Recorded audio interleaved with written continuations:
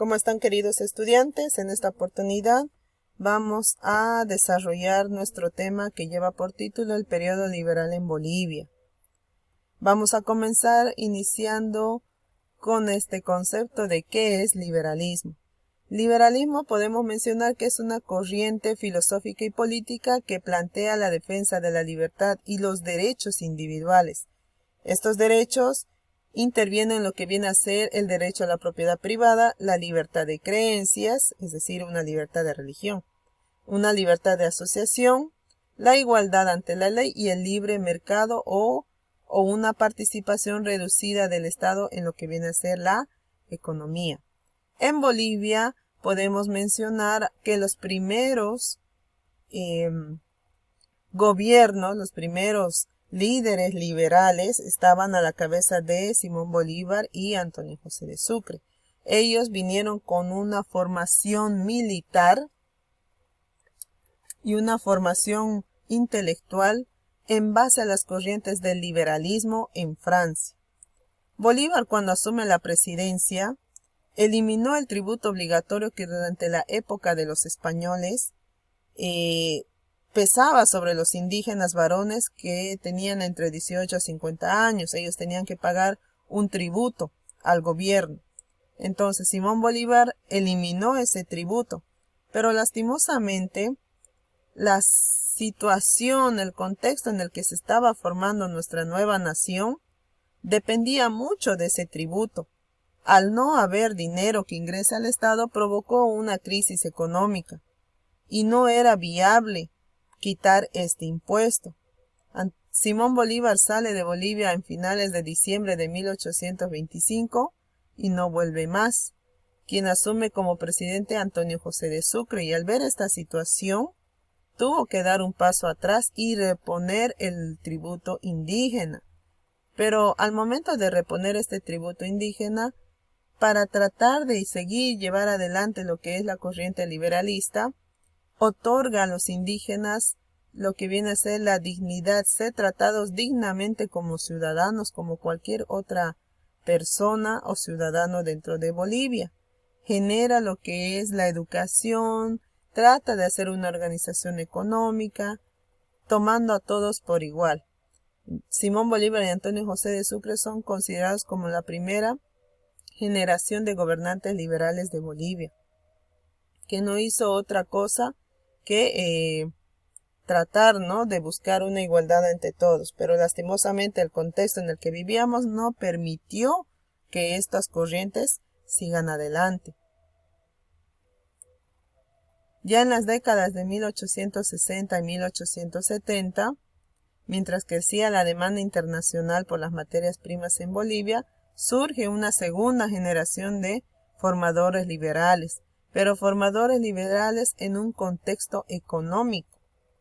Acá nos encontramos con que Bolivia ya no dependía de tanto del impuesto de los indígenas, sino que ya podíamos depender de la explotación de la plata, de nuestros recursos naturales. Por lo tanto, ya no era necesario, tan necesario que se cobre ese tributo indígena. Lo que más bien provocó este surgimiento de liberales dentro de la economía fue que estos políticos, esta nueva generación de políticos liberales, intentan apropiarse de la tierra indígena, aprovechando que estos indígenas estaban desestructurados, no tenían documentos, no tenían algo que respalde que ellos eran los dueños. Todo esto para poder beneficiarse económicamente estos políticos liberales de las riquezas que habían en esos territorios. Debido a esas situaciones es que se da inicio a lo que es una nueva forma de liderazgo indígena, es decir, los indígenas cansados de estas situaciones buscan la manera de poder hacer escuchar su voz y hacer respetar sus derechos. Los indígenas librarían una lucha a nivel nacional por recuperar las tierras usurpadas, que durante muchos tiempos las autoridades quisieron aprovecharse de ellos. Otro de los ejemplos de las corrientes liberadoras aquí en Bolivia, podemos mencionar la economía de La Plata y cómo afectó, ¿no?, dentro de la socioeconomía del Estado neocolonial. En el caso de la economía de La Plata, cuando Bolivia nace a la vida independiente, en pleno proceso de revolución, estamos hablando de 1820 a 1825 más o menos, las minas principales, tanto en los departamentos de Potosí, Oruro y todo ellos, paralizaron debido a la guerra que se estaba realizando, por lo que Bolivia, o en ese entonces el Alto Perú, no tenía una producción de este mineral, no teníamos producto para poder exportar, para poder generar ingresos económicos, provocando una crisis política dentro de nuestro país. Entonces, los primeros gobiernos que han asumido Bolivia plantearon unas políticas económicas conocidas como el proteccionismo, es decir, para sacar minerales de plata y llevarlos a otro país se pagaba ciertos impuestos. Para poder ingresar uno que otra cosa que vaya destinado a lo que es la producción o la extracción de la plata, también se pagaba cierta cantidad de impuestos, o sea, dependíamos más que todo de eso. Entonces, debido al transcurso de los años, ya se vio la manera de que la inversión minera sea privatizada, es decir, ceder títulos de propiedad a aquellos que sean dueños de algunas minas y estos puedan sacar sus productos sin la intervención del Estado, sin estar pagando tan elevados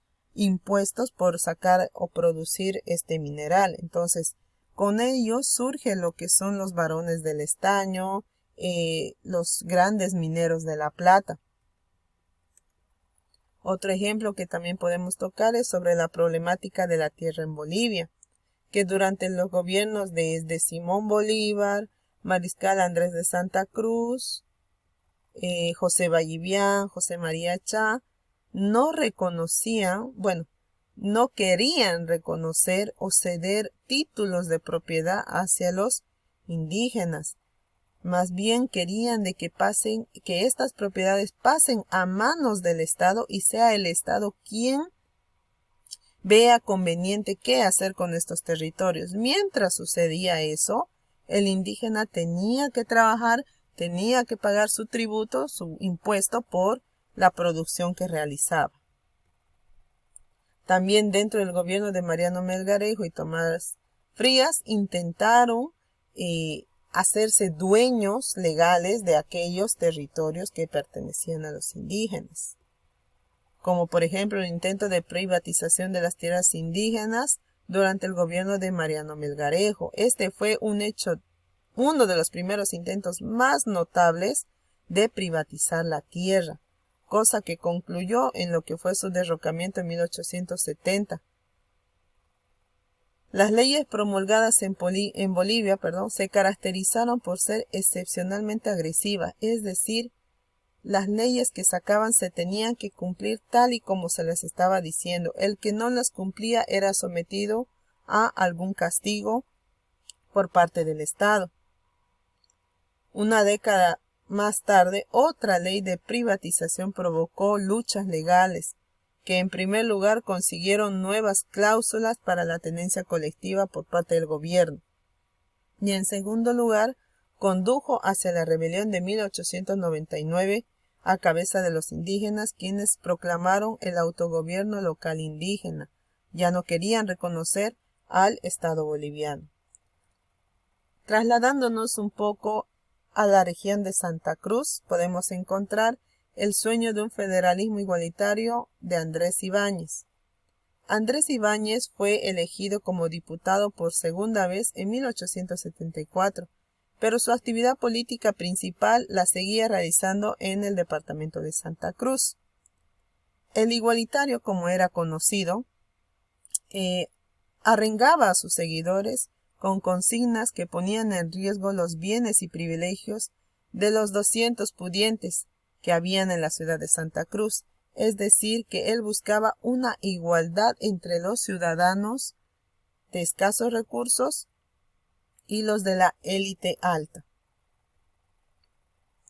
Debido a estos levantamientos populares, resuelven nombrar prefecto y comandante general del departamento al doctor Andrés Ibáñez, dándole las atribuciones de que él pueda nombrar provisionalmente a los empleados políticos, sin necesidad de la intervención del Estado, además de conservar el orden público. El pueblo se había dado su propio gobierno. A partir del 2 de octubre de 1876, Santa Cruz se consideraba como un territorio independiente del Estado. A partir de ese momento, Andrés Ibáñez gobernó Santa Cruz poniendo en práctica su programa igualitario, que todos somos iguales. Es en ese entonces que los igualitarios, a la cabeza de Andrés de Ibáñez, proclamaron la federación el 25 de diciembre y un día después nombraron a sus ministros, entre los cuales estaba Andrés Ibáñez, en la cartera de Hacienda y Guerra. El nuevo gobierno que se había formado, el gobierno federal, empezó a ejercer su poder en el año 1877, cobrando impuestos a la producción de azúcar y emitiendo decretos para organizar su funcionamiento, es decir, se estaba reorganizando política y económicamente sin la necesidad de la intervención del Estado boliviano. Los federalistas intentaron hacer reconocer al Estado, o sea, hacer conocer al presidente que nosotros ya éramos un gobierno central, ya éramos un gobierno federal autónomo. Pero, una vez que el presidente se enteró de esta rebelión, envió a su ejército al mando del general Carlos Villegas para sofocar esta rebelión, este surgimiento de un nuevo estado. Es así que el 3 de marzo de 1877 dictó el último bando federal disponiendo que todas las fuerzas militares de la ciudad de Santa Cruz deberían retirarse hacia Chiquitos para resguardarse. Villegas entró en Santa Cruz con 600 hombres, salió en persecución de Andrés Ibáñez y los líderes igualitarios del federalismo.